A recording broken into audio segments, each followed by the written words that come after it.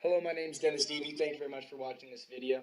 So in preparation for the interview, I decided to get some hands-on practice and wrote a backdoor framework in C with a couple Python wrappers. Had a lot of fun, learned a lot. Right now I got basically no detections of virus tool. Pretty happy with how this turned out. The framework consists of a Python file which compiles backdoors based off of configuration that you provide. We've got 32-bit and 64-bit support. The options are we can do it based off of port knocking or resolving a domain or a URL. And then the attack functions, we can load shellcode, which is included at compile time, or we can download and execute files from around the internet. All right, so we already went over some of the command line arguments, so let's show you again, just to make a little more sense seeing it like this. We're calling the compiler from the command line, attack O for the name of the output file. Payload's going to be listener, so this is going to be listening for port knocks. The interface we're listening on is loopback, just because we're testing on localhost, but you put it at ETH0 if you're going to be listening on something else.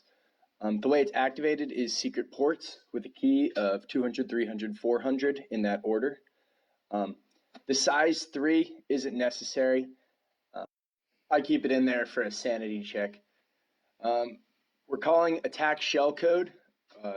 So that's going to, then after that, we're going to be specifying architecture, 64-bit Linux. The IP that the reverse shell is going back to is that, reverse port 1337, of course.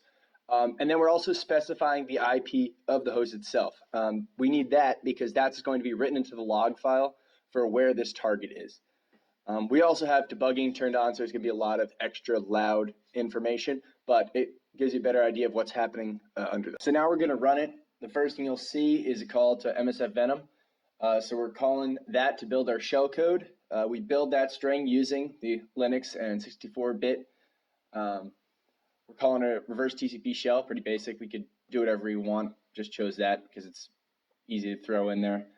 Specifies what the hosts and the IP needs to go back to, as well as, again, the architecture and the platform. And it writes that into a file. That file then gets parsed by the Python script compiler, and then it is written into a header. That header is called dynamic.h.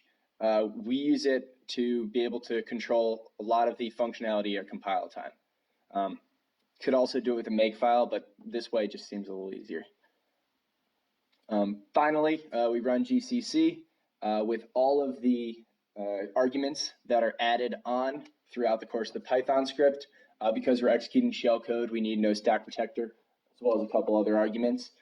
And then finally it gets stripped, but that happens silently in the background. So we type ls, you can see we made a couple more files now. First, we're going to cat dynamic.h, and you'll see down at the bottom all the shellcode that's loaded, and so that's what's going to be calling the reverse shell back.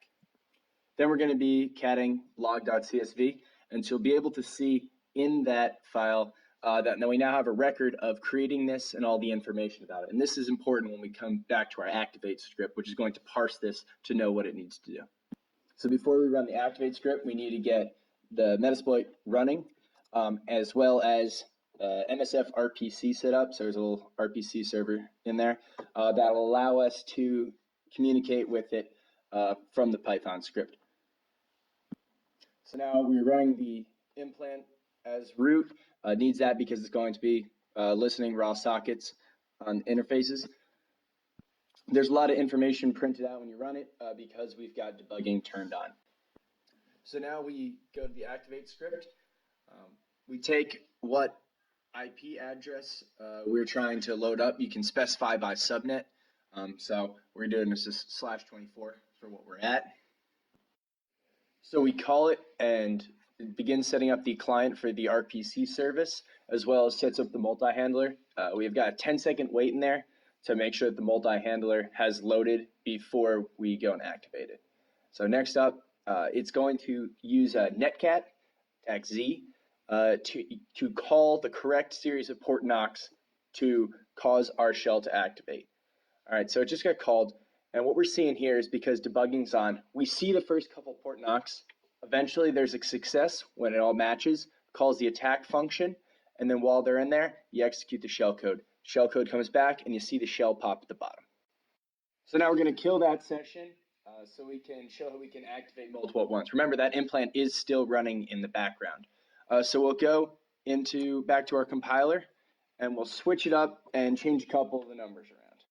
So now we have different ports for the port knock. It calls back to a different port for the reverse shell, and we turned off debugging, so we won't be printing as much junk to the screen.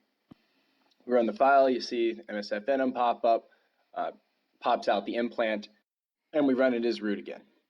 So now we cat our log, and we can see that we have 2 implants registered in here, and you can also see that the ports are different for the 2 of them. So now we call activate again, same subnet. It's going to parse through that log.csv, set up the RPC client again, and first is going to do the port knock for the initial implant, which is still running in the background with debugging on. And then it is going to run the knocks for the second implant. So for this one, you see the port knocks, you see the command shell, and that happens. And next, our second activate will run, and you'll actually see that fail on the debugging output of the first implant, but the second implant will silently succeed and pass back a shell. There's a few other ways that we can activate this. We can have a secret number, so we can choose an arbitrary number and have our port knocks add up to that. We can wait for domain resolution, or we can have it try fetch a URL. So there's a bunch of different ways that we can activate this. It's pretty extensible.